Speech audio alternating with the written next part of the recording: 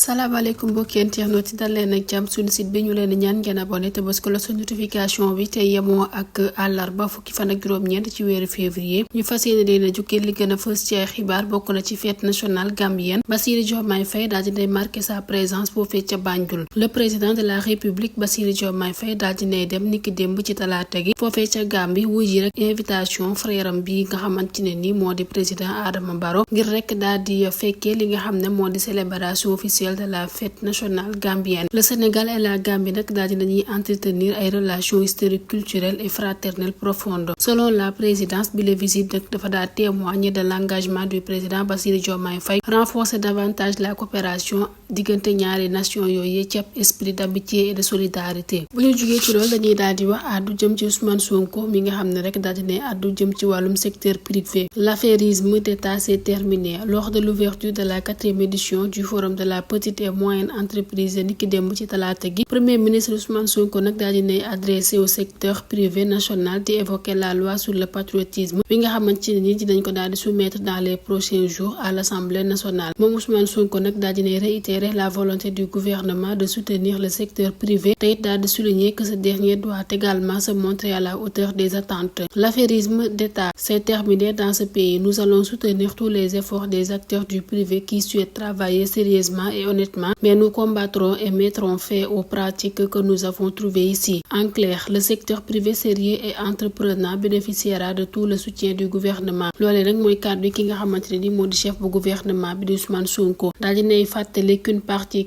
importante de ce secteur privé dina daal di enrichir grâce à ces surfacturations et à des marges accordées de manière injustifiée. Bu ñu jógee ci loolu dañuy daal di wax àddu jëm ci ONG ARDIS bi nga xamante ne daal dinay woo le gouvernement et les centrales syndicales au dialogue. Organisation non gouvernementale Action humaine pour le développement intégré au Sénégal daal dinay inviter le gouvernement et les centrales syndicales ci ñu daal di regrouper autour d'un front syndical de la défense du travail au dialogue. Nous appelons toutes les parties prenantes au dialogue et à la raison et nous condamnons toute forme de menace voilée et ouverte. En cette période marquée par des grèves et des préavis de grève dans plusieurs secteurs, ARDIS nag dafa daal di rester de tout cœur avec ces organisations sociales dans leur lutte sociale pour l'amélioration des conditions des travailleurs, qu'ils soient syndiqués ou non. Ñu wax àddu jëm ci enquête approfondie sur le rapport de la Cour des comptes. Diomaye et Sonko ne doivent protéger personne. Coordonnateur bu Forum Civil daal dina réagir ci jëm ci publication bu rapport de la Cour des comptes foofee ca page Facebook am. Birahim Seck nag dafa daal di magnifier bi l'exercice de transparence du gouvernement. Le dit rapport constitue un outil citoyen de lutte contre les flux financiers illicites. Daal dina estimer également que bi le rapport ñu daal di koy publier niki le 13 février n'épargne personne dans la chaîne de responsabilité pour la période de gestion de 2019 à mars 2024. Et si un travail complémentaire et approfondi est réalisé par les juridictions compétentes, les résultats peuvent éclabousser des tenants du régime actuel. Kii di Birahim Seck nag daal dinay sàkkoo président Bassirou Diomaye Faye et son premier ministre Ousmane Sonko ci ñu bañ a protéger kenn ci enquête bi. Ñu wax àddu jëm ci question d'actualité au gouvernement. Le premier ministre face aux députés ce vendredi ginnaaw conférence des présidents bi nga xam ne amaloon nañ ko niki talaata yi la député bu 15e législature bi nag dinañ daal di accueillir le premier ministre Ousmane Sonko mi nga xam ne dina daal di wuyu ci seen question yi nga xam ne rek fasciné nañ ko posé. Article 94 bu règlement intérieur bu Assemblée nationale nag dafa daal di stipuler que les députés peuvent poser aux membres du gouvernement des questions d'actualité nationale et internationale. Elles doivent être libres de manière succincte. Les questions d'actualité doivent présenter un caractère d'intérêt général et se rapporter à un fait datant de moins d'un mois au moment de leur dépôt. Il est question d'actualité rek dinañ ko daal déposer à la présidence de l'Assemblée nationale 1 heure avant la conférence des présidents mi nga xam ne moom mooy décider si inscription à l'ordre du jour de la prochaine séance réservée aux questions aura la première heure de la séance. L'heure est prioritairement consacrée